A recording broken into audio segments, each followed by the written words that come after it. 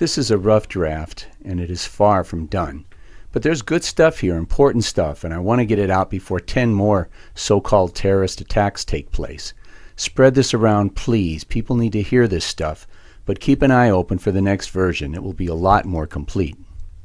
Donald Trump this morning suggested on 2 separate occasions that President Obama may be purposely allowing terror attacks to take place. We're led by a man that either is not tough, not smart, or he's got something else in mind. And the something else in mind, people can't believe it. There's something going on. Trump is incredibly self-centered. He panders to racists to get their votes. Number one, I'm building a wall. They're not coming in anymore. Number two, immediately we're building a wall. He repays the hard-working people who have trusted him by stealing millions of their dollars, their life savings from them. So he's a low-down dirty snake, but I don't think he's insane. So how could he say such a thing? Is his problem that he believes what he sees and hears on Fox News? Well, maybe. In the hours after the shooting, there was an attempt to connect the shooter to a so-called radical imam. Note, please, that this is published the day of the shooting.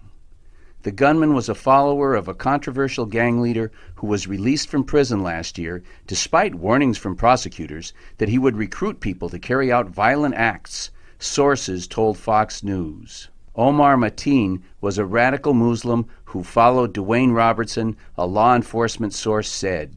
It is no coincidence that this happened in Orlando, said the law enforcement source familiar with Robertson's history of recruiting terrorists and inciting violence. Mateen was enrolled in Robertson's online Fundamental Islamic Knowledge Seminary. Robertson and several associates were rounded up for questioning early Sunday, according to law enforcement sources. This is outrageous, isn't it?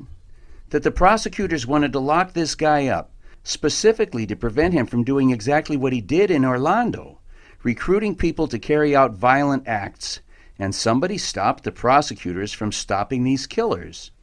And so, under these circumstances, it isn't insane to say that Obama must be behind it, right? But if you know me, I don't believe anything I hear on Fox News or read in the newspaper just because the news people said it was true. So let's have a deeper look. This is an amazing interview with the radical Islamic teacher. You can find it at GretaWire.com. When you get there, search for Imam and look for the unedited interview. Police say the Orlando terrorist was enrolled in his website, but the Imam denies this.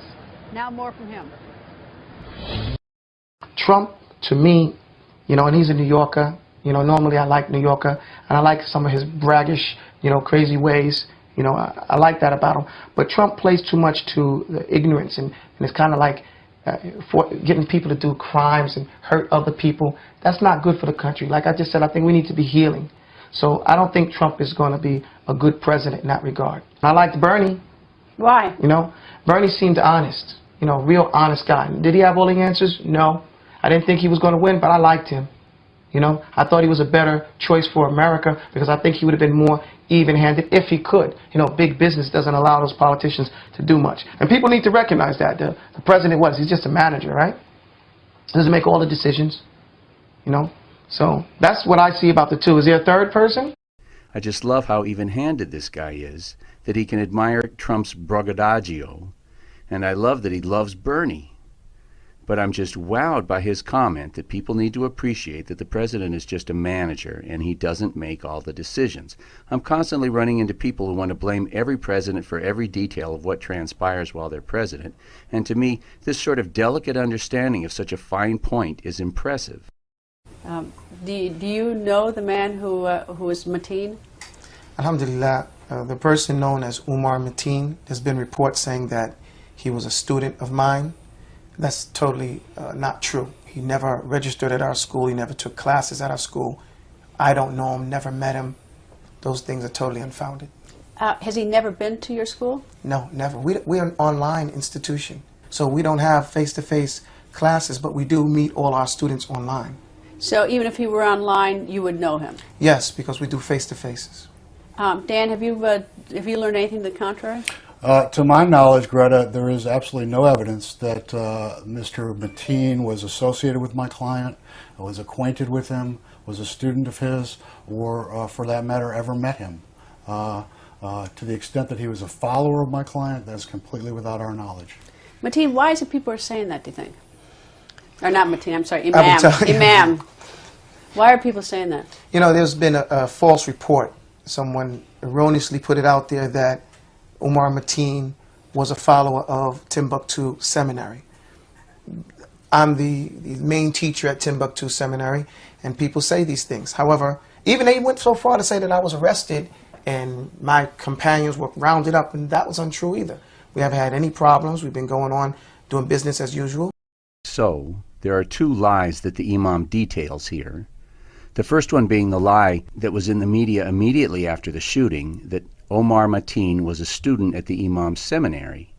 And the second lie, that the Imam and members of his school had been rounded up and brought in for questioning, with the clear implication that the Imam had instigated the violence in Orlando. Where did these lies come from? Well, the papers quote some unnamed person from, quote, law enforcement, unquote. But how was law enforcement so ready with these lies? Why did they choose this Imam?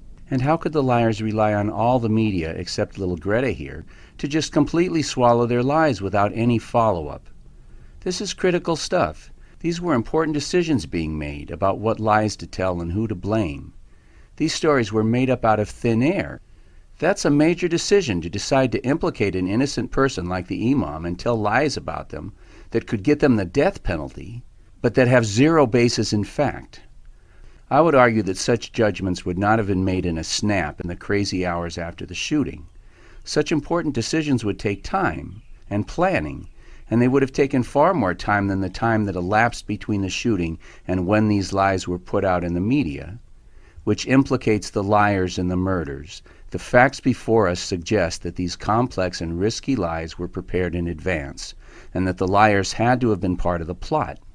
Let's also note that these mysterious and unknown sources, the liars known only as, quote, law enforcement, unquote, must have been highly placed to be so universally accepted immediately by every media outlet. These were not remarks by some patrolman Joe Blow. In fact, without a doubt, they came from the FBI. And in fact, I think it's safe to say that they came from CIA operatives inside the FBI. Big stuff. And we are indebted to Imam Abu Talba for bringing us this information. The shooter, Omar Mateen, was gay, and a drinker, and a murderer, not a devout Muslim. Homosexuality is something that's practiced in a lot of different countries, and lots of people stand up against homosexuality. However, what we preach in the United States is that it is not proper for any Muslim to take the law or the Islamic law at that into his own hands. And I personally don't think that this person was going to that club to cleanse them or to kill them because they were homosexualities.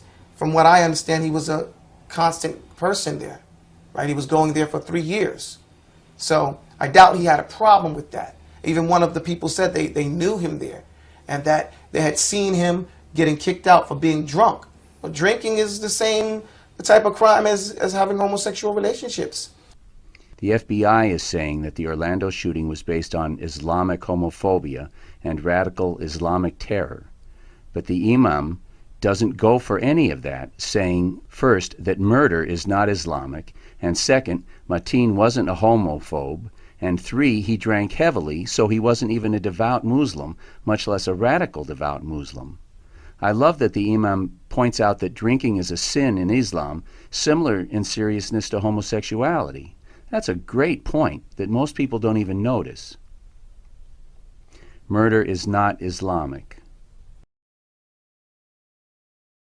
What I do know is that whatever he did, he didn't do it on behalf of Islam. So you disavow him. You disavow him of being a devout Muslim. I disavow the concept of anyone taking the law into their own hands. That's a terrible thing that happened to those people. 50 people getting killed, 50 other people getting shot.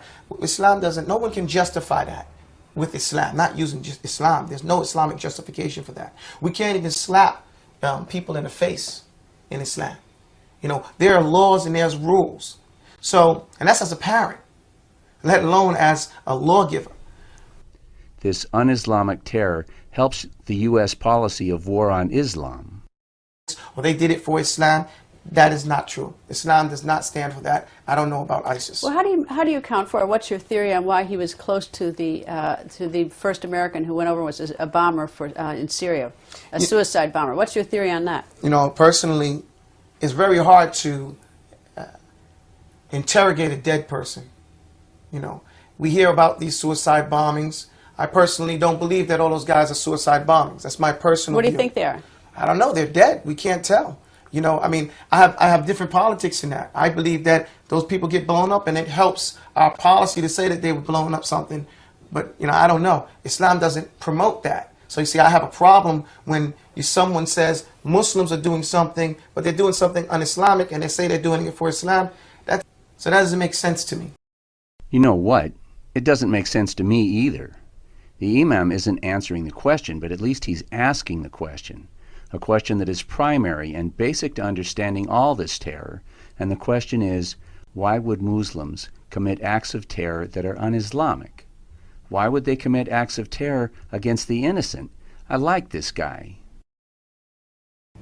I don't know what has happened in most of the cases. I don't believe the media most of the times, personally, because there's a lot of sensationalization. Look what they get. Some person went out there and said that I was arrested and rounded up and that I was teaching this guy. That was total blatant lie. So what can we believe? Bush said what? There were weapons of mass destruction. We never found no weapons of mass destruction. He's a police officer. He's not a basic man of team. He went to the police academy at Indian River Community College. So you say he's a police officer? He graduated from the police academy. What do you call that? No. First of all, I mean, if it turns out... I don't want to badmouth Greta, but I have a good laugh watching her struggle with how to respond to this statement. She can't, so she changes the subject instead. I think it's a brilliant observation by the imam. Omar Mateen graduated from the police academy, and that makes him a cop. It isn't a huge point taken in isolation, but when you put it together with the other evidence suggesting that Mateen was a police operative, it's very, very powerful and significant. I don't want to stop here to examine all the details closely, but the FBI closed the file on him 3 times because they couldn't show that he had any affiliation with ISIS.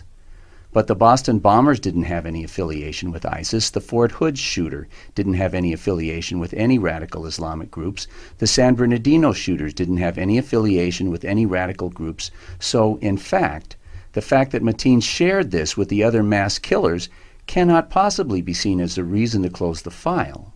There's much more to say on this, but for now, let's just scratch the surface. Omar Mateen had a job working as a security guard at the St. Lucie courthouse.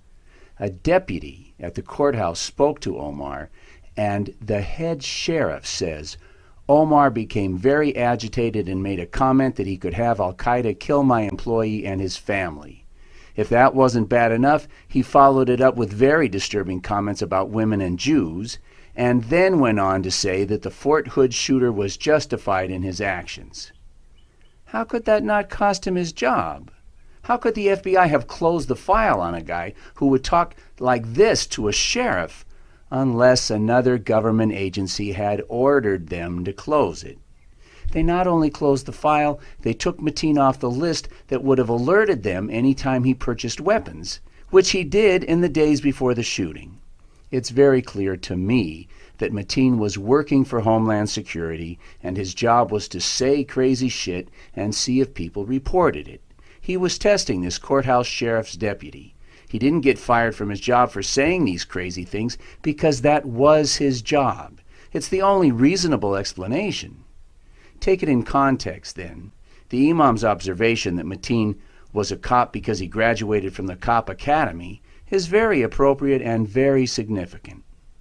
The FBI have instigated most and probably all Homeland Islamic terror. I'm saying from my experience, okay, what I have seen, majority of these Homeland terrorist cases are instigated by FBI undercovers. Did you know that? That's what you think it is. You think it's different? I think a lot of it. I didn't say all of it. But is that fair to say? And when we look at these cases, we find that majority of them, they started, even the guys get their weapons and stuff from FBI agents. Tell me when.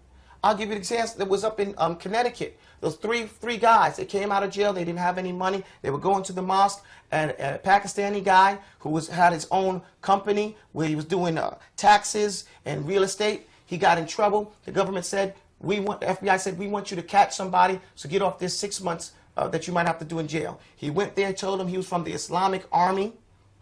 He recruited them. They told him they had to do another crime to prove themselves to the Islamic Army. They said, we don't have any guns. He went back to the FBI. The FBI gave them guns. They made a quick trade off. They didn't have the money. They gave him the money. They didn't have a car. They gave him the car. And this is a case. This is an actual case. So you think the FBI is behind the terrorism there? No, I don't think the FBI is behind. They're breeding it? I think that they are promoting it. Duh. How more clear could it possibly be? He just spelled it out for you, Greta. The FBI allows ISIS to operate online.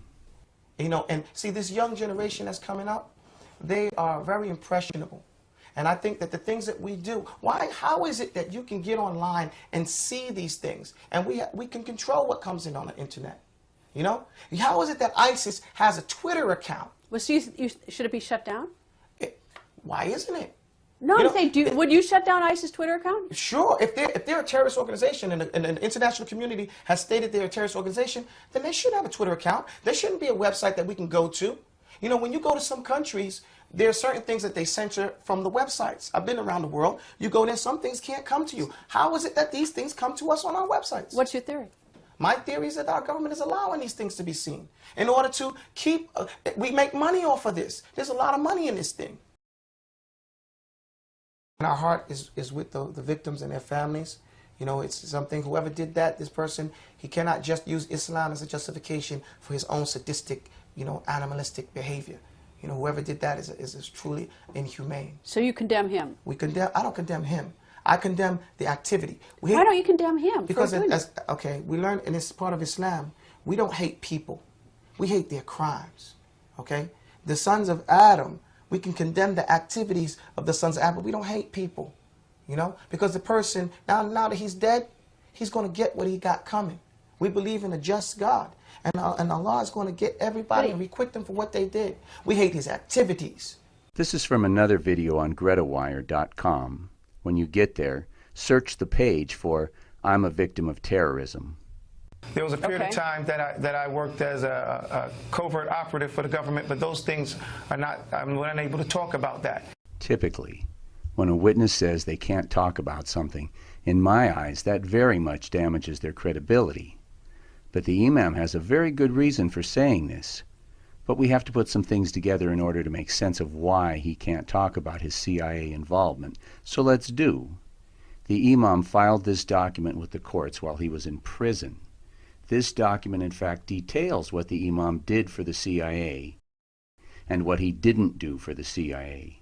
The plaintiff refused to take an operation where he was required to intentionally shoot on American citizens.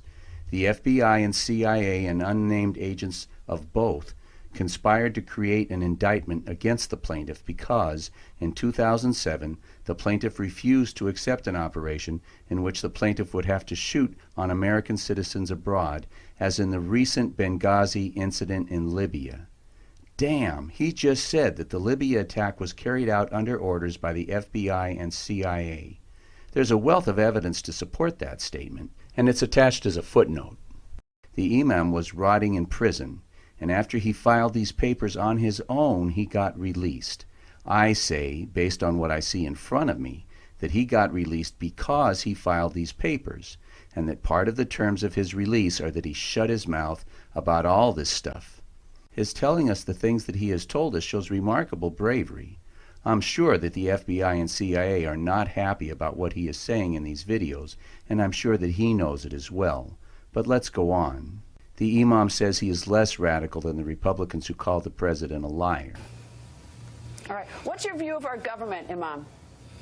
I'm just like every other American. I have the same views that you find any Republican or Democrat have. I have the same complaints and the same things that I praise the government for. Nothing different than anybody else in this country.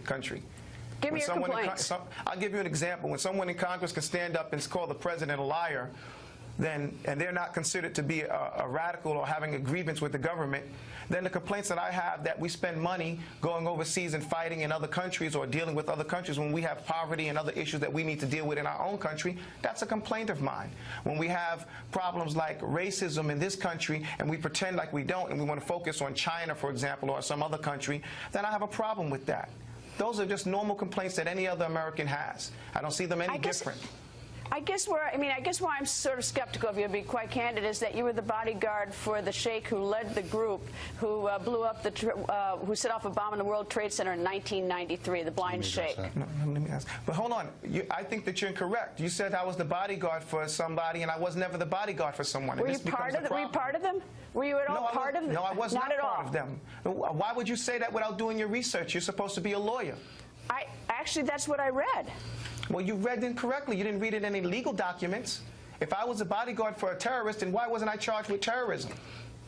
This is the extent of the government's argument. I held the door open while the man walked out the door, and they said I was his bodyguard? How did you know him? I don't know him. It's just accidental. You just opened the door for him. Does that make me a terrorist? You said you read it. You did some research. You're saying I'm a terrorist. I bodyguarded him. How did I bodyguard him? You know the definition of a bodyguard. I'm just telling you, the reason why I'm asking you questions is to get information. No, but you said you're skeptical of me because I was a bodyguard, but then you don't know that I'm the bodyguard. Okay, well, let me say that I'm skeptical of you because you have some association, even if it's just opening the door for a guy who was part of a bomb at the World Trade Center in 1993. It's fair to be skeptical of anybody who might have had some contact or affiliation with him. That's what I'm asking you. What was your affiliation with him? Well, he was also working for the CIA when I met him that time, so you should be skeptical of the CIA. So what were you doing with him? I wasn't doing anything with him. I'm just a Muslim. opening the door. We go to opening the door. Muslim scholars come and they give lectures. At the time that he came and gave a lecture in New York State, he was working for the CIA, helping the government when their program at that time was to send the Mujahideen overseas to fight against Russia. The freedom fighters, as President Reagan had stated it. And he was one of part of that group.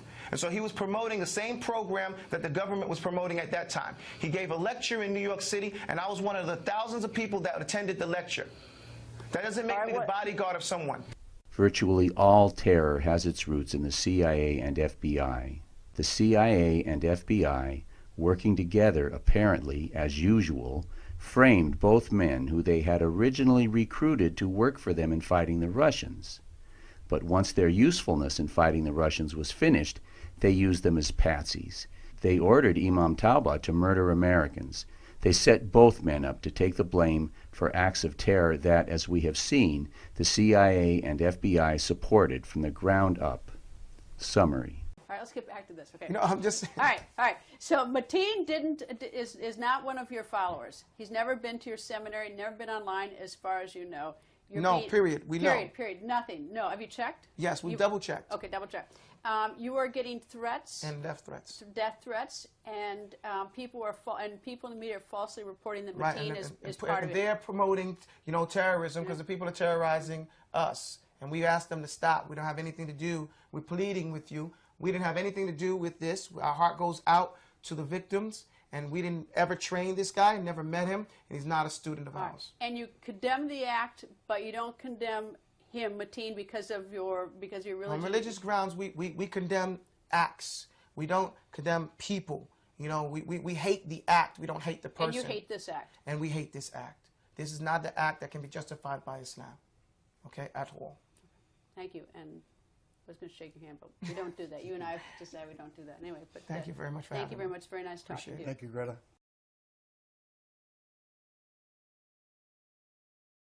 Well, I was going to say that personally, I don't believe that we all have to agree on the same things, but we do have to agree on that we have to live together. But we do have to agree on that we have to live together. We have to live together. We have to live together. Serious scholarly research contains footnotes. Scholars don't just say stuff and expect you to take their word. They have to give you a citation. They have to present the evidence that supports that statement. That doesn't stop them from lying, but it's an important step in the right direction, and I don't want you to take my word for anything. I said that the attacks in Libya were planned and carried out by dark forces in the U.S. government, forces that do not answer to President Obama, but to other men, evil men. And here's the evidence. The CIA has hundreds of branches that engage in black ops. But so does the NSA, Army Intelligence, and Navy Intelligence. The FBI call their black ops COINTELPRO. The president knows about and controls probably less than 1% of these operations. For example, Kennedy was killed in a black operation that was rooted in a small wing of the CIA, and this was a black operation he knew nothing about. So these agencies typically carry out operations without the president's knowledge, approval, or supervision. The story that we have been told is that Ambassador Stevens was murdered as the result of a riot caused by a movie posted on YouTube. Before we look at who did it, let's focus on the movie for a moment, because everything, absolutely everything that we have been told about the making of this movie screams that it was a setup, a fraud, someone's black operation. The movie was not just one fraud, it was a whole series of frauds, each deeper and darker than the last. For example, the actors were handed a script for a movie called Desert Warrior. No movie called Desert Warrior was ever made. It was never meant to be made. The scripts the actors were handed were frauds, with nothing in them about the Prophet Muhammad. The actors were given lines that were nonsense. George is the messenger and the book is our constitution. And these lines were clearly designed to be dubbed over later. There is no God but Allah, and Muhammad is his prophet. The actors insist they had no idea what was going on. They just thought that they were making an incredibly bad movie. The original version, the original fraud with the actors' original voices, never got made. According to Steve Klein, who claims he was the consultant on the film, after the filming was completed, a new version of the movie was then created. This second version was called The Innocence of Bin Laden and portrayed Bin Laden as a hero. This movie, Klein and others tell us, was actually completed. It was promoted, advertised in an Arab language newspaper, Arab World. A few posters were put up around Hollywood, and a showing was held in a seedy little theater in Hollywood. But Klein says that this movie, The Innocence of Bin Laden, was also a fraud, not intended to entertain or to inform, but was meant as a trap. The secret purpose, according to Klein, was to lure bin Laden supporters to come out to see the film so that Klein could identify them and hand their names over to Homeland Security. And now it gets more mysterious and murky as we descend to a third level of fraud and deceit. Someone took this fraud of a movie, The Innocence of Bin Laden, and edited the movie down to a fraud of a trailer for a new movie supposedly called The Innocence of Muslims. But this trailer was a fraud because there is no movie called The Innocence of Muslims, just this trailer, promoting a movie that doesn't exist. The trailer portrays Muhammad as being a stupid, suicidal, gay, womanizing pedophile. No kidding, a gay, womanizing pedophile. But why would anyone make a trailer for a non-existent movie and fill it full of such ridiculously insulting crap and translate it into Arabic? They were not promoting a movie. There is no movie. They didn't translate the trailer into Arabic so that they could persuade or inform Muslims. This trailer was not for promotion or for information or for persuasion. It was clearly and simply intended as a provocation.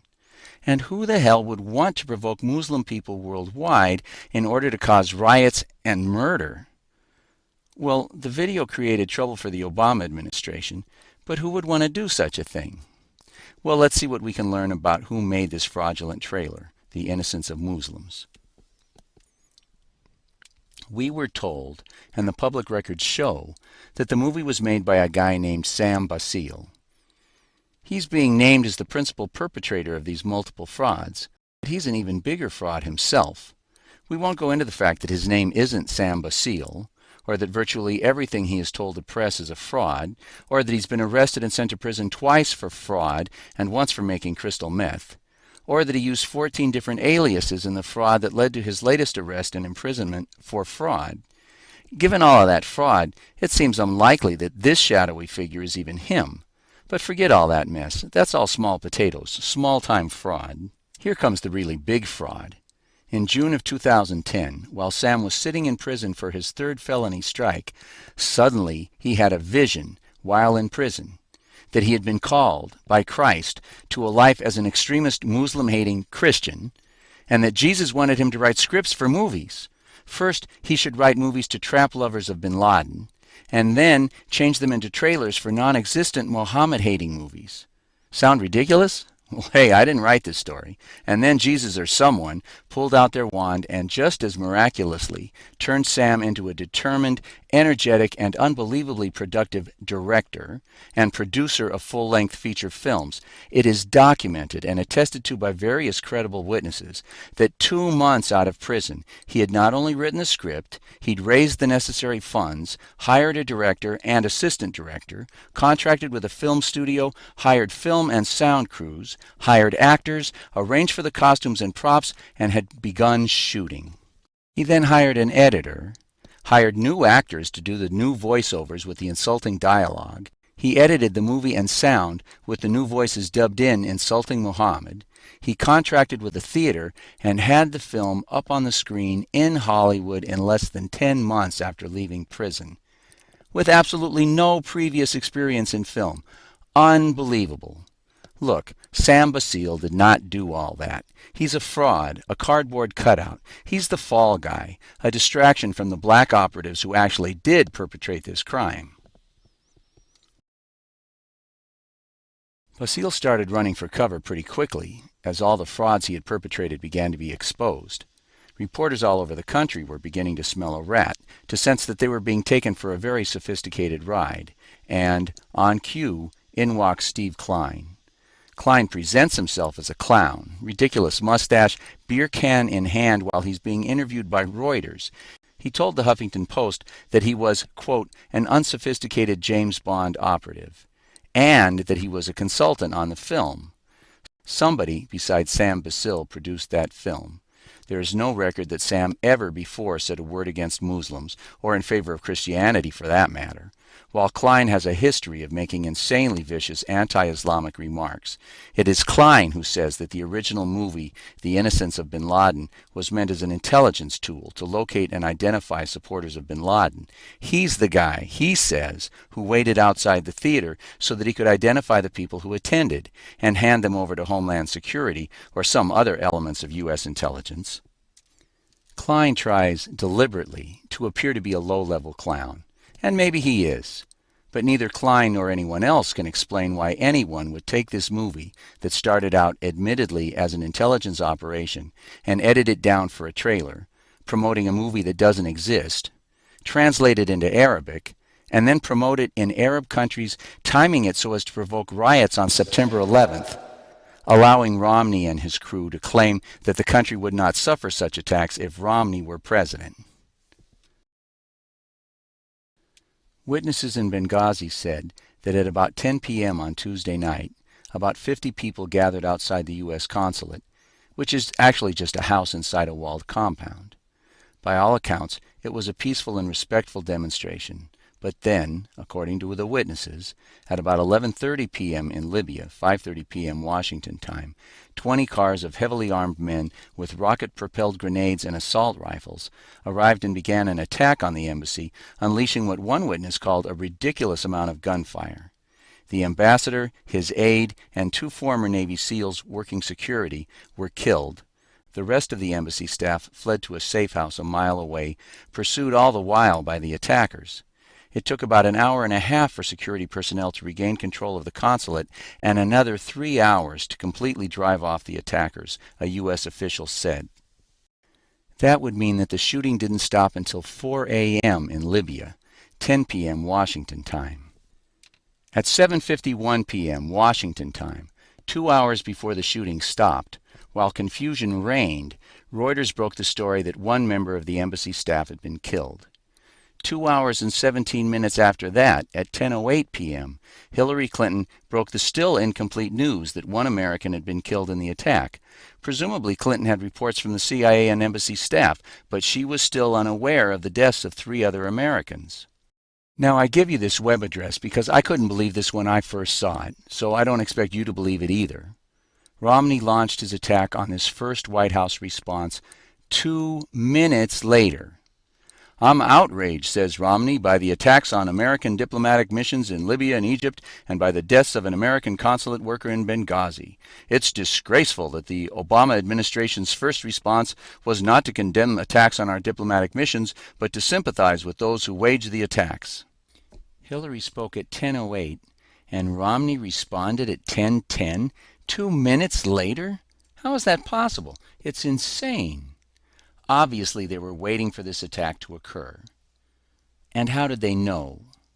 But 2 minutes? Are they stupid? Don't they see how suspicious that is?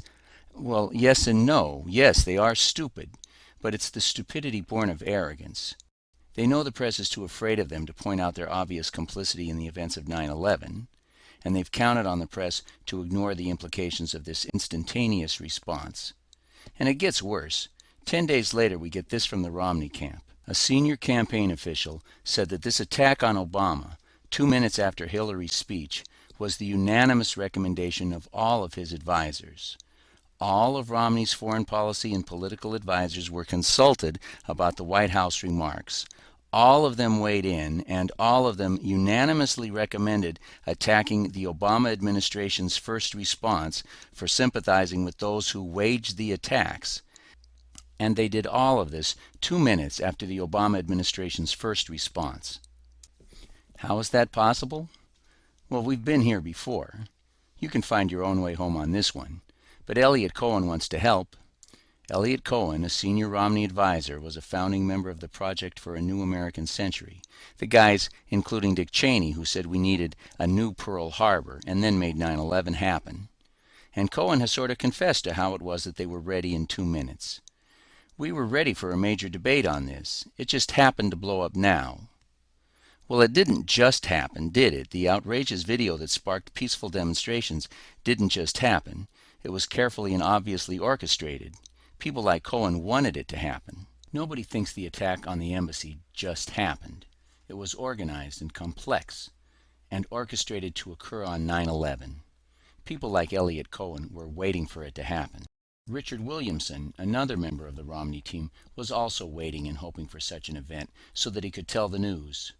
There's a pretty compelling story that if you had a President Romney, you'd be in a different situation. Really, Richard, under President Romney, things would be different. I'm afraid they would be different. So, vote for Ron Paul, vote for Jesse Ventura, but don't vote for Mitt Romney, whatever else you do. It's just not right. And when this election is over, demand a new investigation of 9/11. Demand that Cheney be prosecuted for it.